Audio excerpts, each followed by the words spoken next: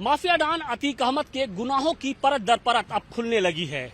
न सिर्फ अतीक अहमद बल्कि उसके बेटों के खौफ से भी प्रयागराज के लोग डरे थे, सहमे थे और इसके पीछे की वजह भी है। दरअसल प्रयागराज के इसी प्रतिष्ठित सेंट जोसेफ कॉलेज में अतीक अहमद के जो सभी बेटे हैं यानी पांचों बेटे पढ़ा करते थे। बताया ये जा रहा है कि उसके बेटों के खौफ से न सिर्फ छात्र बल्कि कॉलेज का जो प्रशासन था वो भी परेशान रहा करता था। ये भी बताया जा रहा है कि अतीक अहमद का जो तीसरे नंबर का बेटा असद है, जो कि शूटआउट में मुख्य आरोपी है, वो मारपीट के लिए इस कॉलेज में कुख्यात था और उसका रुतबा और उसकी दबंगई कुछ इस कदर थी कि उससे जो बड़ी उम्र के जो छात्र थे, बड़ी कक्षाओं के जो छात्र थे, वो भी जो अपने मामले थे, जो मारपीट के जो मामले थे, उनको सुलझाने के लिए असद के सामने आते थे और उसका सहारा लेते थे। और यही नहीं, जब महंगी कार से जब असद यहाँ पर पहुंचता था तो सैकड़ों जो छात्र थे वो उसके आगे पीछे हो जाते थे और उसका हुजूम छात्रों का लग जाता था। तो निश्चित तौर पर जो दबंगई है न सिर्फ शूटआउट में देखने को मिली है बल्कि ये दबंगई उसे विरासत के तौर पे मिली है। और असद से जुड़ा हुआ एक और किस्सा है जो इन दिनों वायरल हो रहा है, उसकी जो चर्चा है वो हो रही है। दरअसल कुछ साल पहले एक खेल प्रतियोगिता के दौरान असद की जो टीम थी वो हार गई थी और इस हार से बौखलाए हुए असद ने विरोधी टीम यानी जीतने वाली टीम के खिलाड़ियों को उसने पीटना शुरू किया। और जब स्कूल के जो कर्मचारी हैं, जो टीचर हैं, वो जब बीच बचाव में आए तो उसने उनके साथ भी मारपीट की। और बड़ी बात यह है कि असद के खिलाफ कार्रवाई करने की हिम्मत स्कूल प्रशासन नहीं दिखा पाया और शायद यही कारण है कि उसकी जो दबंगई थी वो दिनों दिन बढ़ती जा रही थी। सेंट जोसेफ स्कूल के प्रिंसिपल हमारे साथ हैं, उनसे बातचीत करते हैं। फादर, ये बताइए कि अतीक अहमद के पांचों बेटे यहीं पढ़ते थे, एक्टिविटी किस तरीके से थी, खासतौर से असद को लेकर? क्या आप लोगों ने कभी उसे पनिश किया था? क्योंकि कहा यह जा रहा है कि वो बहुत मारपीट करता था, बच्चों के साथ दबंगई दिखाता था। तो क्या रहा?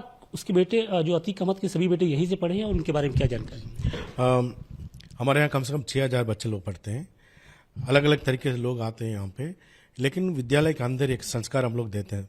प्रार्थना से शुरू करते हैं तो खेल कूद होता है, उसमें मान के चले कोई बच्चों के बीच में कुछ बात हो जाती है, वो टीचर लोग की नज़र में आ जाता, वो मेरे नज़र में आ जाता।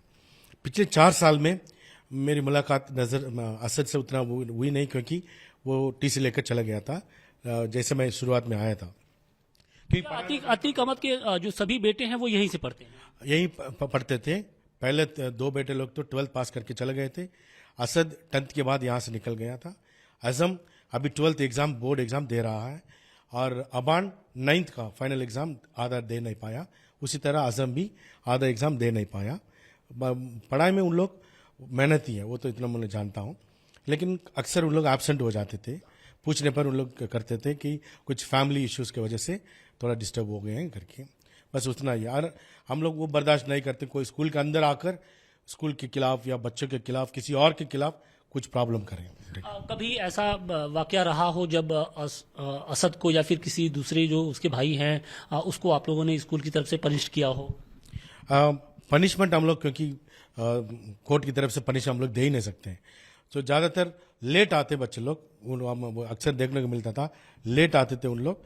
तो लेट के लिए हम लोग बाहर उन लोगों को खड़ा करके या लिख 10 बार 100 बार लिखो कि आई बी रेगुलर टुमारो करके, बस वही देखते थे। उसके अलावा मारपीट का स्कूल के अंदर कभी हुआ नहीं। कभी उनकी एक्टिविटी पढ़ाई में वो कैसे थे? सभी जो बच्चे उनके बच्चे हैं, क्या कभी ऐसा लगता था कि इतनी बड़ी फैमिली से हैं, इतने उनके जो फादर हैं इतने बाहुबल हैं, दबंग हैं? स्कूल के अंदर उसका कोई असर देखने को नहीं मिलता था, लेकिन बच्चे लोग बोलते थे कि वो अतीक अहमद का बेटा, वो अतीक अहमद का बेटा। लेकिन उनमें वो अबान क्रिकेट खेलने के लिए आता ही रहता था, अली भी अपना गेम्स खेलने के लिए आता था। ये लोग रेगुलर थे। असद और आजम उतना नहीं खेलते थे, लेकिन वो मामूली बाकी जब जैसे हैं वैसे रहते थे। उनके भी फ्रेंड्स थे। तो ये हम लोग, और क्योंकि हम लोग सवेरे से शाम तक कंपाउंड में ही रहते हैं, इसी सवेरे बच्चे लोग जैसे आते हैं फिर शाम को जाते हैं, हम लोग स्कूल के अंदर ही रहते हैं, तो हम लोग वो सब नज़र रखते हैं।